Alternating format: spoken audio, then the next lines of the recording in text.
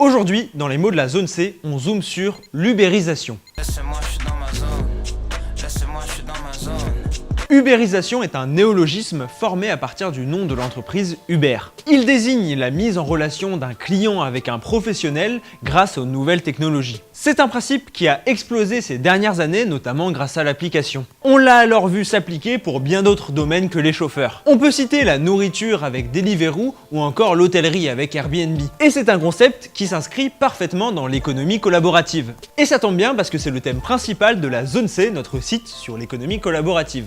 L'ubérisation s'oppose alors au salariat classique et s'écarte un petit peu de ses réglementations, quitte à s'attirer les foudres de certains professionnels. Pour remonter l'histoire de l'ubérisation, il ne faut pas aller très loin. En effet, ce dernier est directement lié au développement des nouvelles technologies. Un des premiers services ayant participé à l'explosion de ce domaine, c'est notamment Amazon. Le terme a en lui-même une origine encore plus proche puisqu'il a été utilisé pour la première fois en 2014. En France, c'est Maurice Lévy qui l'a popularisé après un entretien avec le Financial Times. Aujourd'hui, c'est un concept qui est de plus en plus controversé. On accuse notamment les entreprises concernées de détourner les codes du travail afin de faire plus de profit. Ainsi, l'entreprise Uber avait été confrontée à une forte levée de boucliers, notamment de la part des taxis. D'ailleurs, à Londres, les véhicules de l'entreprise viennent d'être interdits dans la ville. En Europe, le législatif se pose pas mal de questions à ce sujet, par exemple pour Airbnb. L'ubérisation apporte alors autant de nouveautés que de questions. C'est donc au marché et aux institutions de réguler le tout. Et vous alors, vous êtes plutôt taxi